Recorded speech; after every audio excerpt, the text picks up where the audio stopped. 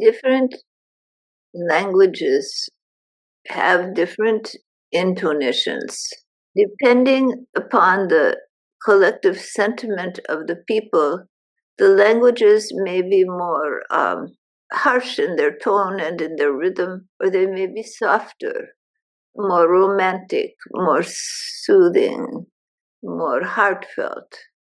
Different languages hold different tonal vibrations and energies. And Sanskrit language is a sacred language, a language from which many other languages are derived. And it has importance in its, not only in its historical position, but in the tonal vibrations and cadence of the language. But if you don't understand what is being said, that is a barrier. It is optimal to understand the language and then to hear the words, or to have the good translation and to have it fixed in the mind what is the meaning of the words when they are spoken or sung. That way it gives a greater meaning. But many of the devotional chants that are in Sanskrit, they are honoring the different gods and goddesses and the nature of Parama Purusha, the nature of divine being. And so the vibration of that can be felt in the tone, in the music, in the way it is sung. And even if you don't understand all of the words, it gives a certain vibration, and that is enjoyed by all. The music is enjoyed. The same is true in other languages, that you may not always understand the words, but the music itself can bring joy. So it is not only the Sanskrit language, but the use of minor keys and tonal vibrations that create the spiritual force or energy of the songs. So the chanting of the names of God and in Sanskrit and the kirtans are very meaningful in devotional practice. But songs can also be sung in English and have a devotional feeling about them.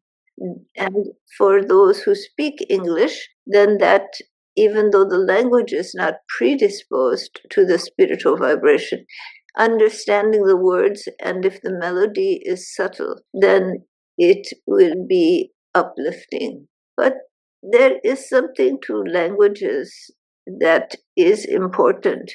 The English language is more factual, has a large vocabulary, and is more material. The Sanskrit language is subtler. It is a base language, and the sounds and energy carry a vibration. So it is easier to feel that, particularly if you are sensitive to it. But knowing the meaning of what is being said or sung is very important to getting the full comprehension of the mantra, the chant, or the shloka that is being quoted or chanted. All of these together bring the subtle vibration of sound closer to the person. There is much to the science of sound. The human languages are based in the capacity of the human voice to make certain sounds and distinguish them one from another. Those sounds become codified, become words, and become language, a way of communicating one person to another. Different regions of the world have developed different language that is suitable to the cultural needs and life of the person. If you live in Alaska or in the South Pole, you will have many different names in the native language for snow, because snow is a very important part of the day-to-day life and culture. So the people will go to great lengths to describe the subtlety of different qualities of snow. But in the language in the Caribbean or in the South Seas, the word for snow barely exists, if at all. Because why? There is no snow. Why have a word for something that is not part of the culture? And if there is a word, it is adapted from another language in a part of the world that perceives that. There is no word in the Arctic languages for palm trees. Even in the English language, you will find that so many words are borrowed from other languages. And words that are from the Indian traditions, karma, dharma, these are becoming common in the English language, as other French words, Italian words, or Spanish words have become common in the English language. So certain of these phrases and understandings that have not been adequately described in the English language are being commonplace in English-speaking areas, adopted from the wisdom of the East and the yogic traditions. So it is not uncommon in this world to say it is his karma. When someone sees that someone does one type of act and then it comes back to them. This word from the yogic traditions explains something that is not easily explained in the English language. So the word is adopted and integrated. Likewise, many English words are adopted and integrated into Hindi and into other languages with somewhat limited vocabulary.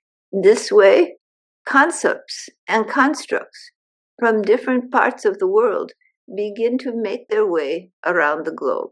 And with them comes language. For it is in language that concepts and constructs are perceived. So in Sanskrit, there are many terms that have been adopted very significantly into Hindi language, into Sikh language, and the language of Jain. So these terms are adopted because they express concepts that are not easily expressed in these other languages. And now, likewise, as East and West have become closer together, many words are coming to the English language and around into the French, into the Spanish. So it is that people adapt concepts and names for experiences, objects, identifications, ideas, need names. Karma is an idea, not an object, an understanding. It needs a name to identify it. Dharma, likewise, needs a name. So these names become more commonplace. Their meanings may change slightly, but they have the access of their original meaning. And from the root languages, such as Sanskrit, other languages have broken off, developed. Language is the way that people are able to express their ideas, formulate ideas in the mind, and expound upon those ideas. Language can also become a limitation to thinking. So when new ideas are formed, names must be created for those ideas. So there was no artificial intelligence, but the idea dawned in the minds of people and it became a reality, but it must have a name. It must have something that you refer to and understand it by. So the name arose. Many technical names are there today that did not exist 50 years ago. So language is growing in magnitude and ideas are growing within the human psyche. More and more ideas, greater ideas. And there is also more blending of words from languages across the globe. because concepts are traveling. As people become more international in their travel, as the internet is there linking people from all over, then their ideas, their constructs begin to spread one to another.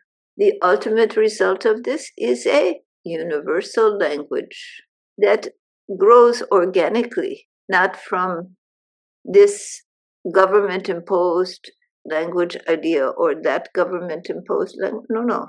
In this melding together of ideas and constructs from different parts of the world, language begins to take on a checkerboard kind of experience.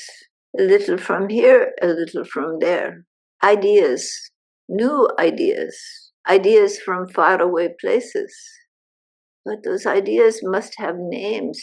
They must have capacity to be described and understood.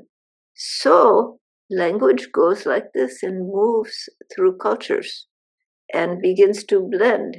And in that blending comes the immersion of a universal language.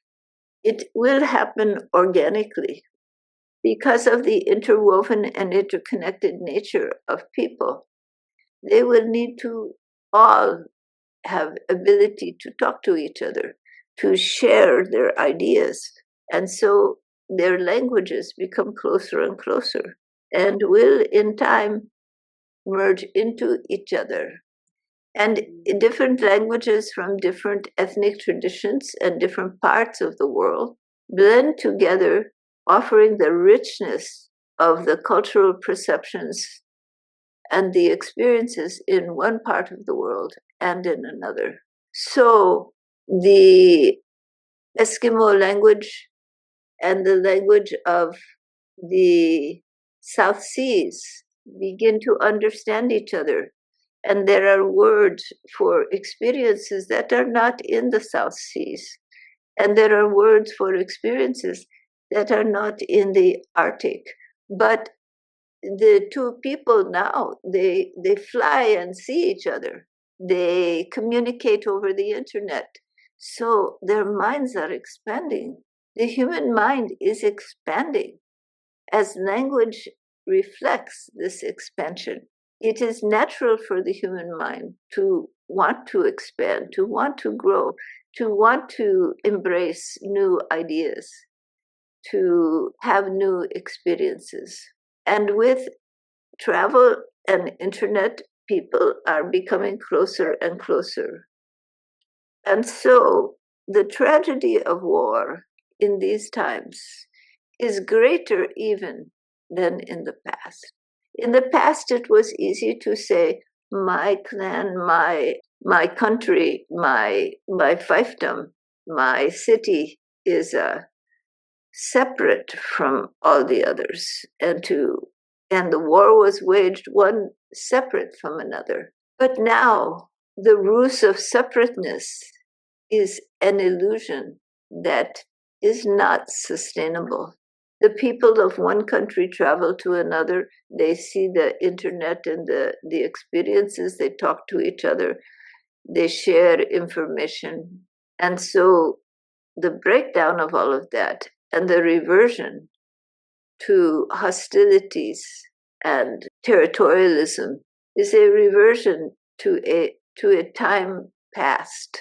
And so war is now more despicable when a people are starving in one part of the world. It is known throughout the world, and the people in their hearts, they have sympathy that these people are starving. And if they are oppressed by another people, there is sympathy. The shameful deeds cannot be hidden. They come to the surface. What happens to the people in Sudan? What happens to the people in Gaza? What happens in the United States to how people are treated? These things spread around the world. They cannot be isolated in today's world. And the viciousness, selfishness, and power mongering that are behind the ill deeds are known to all. They can't be hidden as in the past. And you may think, what is the difference? They still get away with it. But I think you will see that there is a difference. Society today is evolving. The languages of people reflect this in evolution. But when there is a movement forward in evolution, there is the tendency to have a backward movement as people get a little frightened of the future and they want to contract back to what they have known. But then that doesn't work very well. And so then they move forward and they move beyond to a new level of integration and development. And so this movement back and forth is a natural phenomena. It isn't just back and forth, it is going forward, but it goes in a waves kind of that come rise and fall. Go forward and a little back, go forward and a little back, go forward and a little back. So that reaction to the forward movement is a natural part of the psyche of human beings. They will open up, expand to new ideas, new language, new beliefs, new constructs. And then they get a little frightened that they're losing something that they had. They want things as they were. And so you have this backlash, this constriction, and then again you have greater expansion. This is the natural way of things. But the path is forward, is always forward. The ill deeds, the selfishness, the power grabbing, the desire for control, territory, power, this is seen by everybody. And so it is not hidden as it was. The dirty laundry airs for all to see. And the movements of society naturally flow in an expansive way. The world today is changing at a faster and faster pace. And that pace will become faster still. And human society will be changing. There are those who talk about the third dimension, the fifth dimension, that there are different dimensions or frequencies that one can live in, and that though you live upon the earth, you can live in different frequencies. There is something to this idea. It is not merely imagination. For the person who lives in a very material world, they only see material objects, their desires, their fears, what they can acquire to keep themselves safe. Their world is very material. The person next to them may live in the same town, the same village, but have an entirely different experience. For if they see that God and love is all around them, they come up to the stranger and they see a wonderful holy person, where the other one sees a potential thief to get at their belongings or someone they need to get something from. So each one, they live in different realities in the same world, but in entirely different realities, different stratums. One is more subtle, and the world is the embodiment of love. Though there is pain, there is great love everywhere, and every living being as an embodiment of divine being. Be they naughty or be they nice, they are still the embodiment of the universal whole, finding their way through the darkness and ignorance to love and light. But for another, there is no such idea. Their universe is very material. So for one, their universe may be very energetic, filled with the light of the infinite. And for another, it is very solid, very material. So do they live in the same place? Yes, they may live in the same town, even in the same household, but their worlds are far apart. One more subtle, the other more material. And the question is, are we moving towards the material, or is humanity moving towards the subtle? So some would say, are we moving to the third dimension or the fifth dimension? Are we striving to the fifth dimension, or are we living in the material world of the third dimension? Perhaps we live in all dimensions, but our consciousness may abide in one or the other as a primary place of residence. So, though two people may meet each other, their experience is entirely different. And the question arises, what are we moving towards the subtle or towards the more material? Are we moving collectively? Individually, it is unique to each person.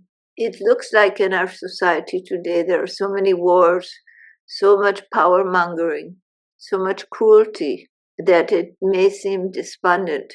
The earth itself is being destroyed, the animal species diminishing, and it is questionable if humans can survive themselves. But still, humanity goes on being, and it seems that humanity will go on being, growing, changing, developing. It may change a great deal from what you have known, but the subtlety of frequency, the greater awareness of the unitary whole of being, is growing in magnitude, and the harshness in the world today is no harsher than it has been. It is just that the dirty laundry shows. People see what goes on, and the shamefulness cannot be hidden. Humanity moves forward, can move forward into a higher frequency, into a more loving, unitary whole. It will move forward, but in ways you may not recognize. It will move to a higher state of being, and the crudity and violence of the human race will diminish. And like the thoughts and minds of people coming to a unitary whole, so language will begin to meld together so that all people can communicate with each other. Change is afoot. All right.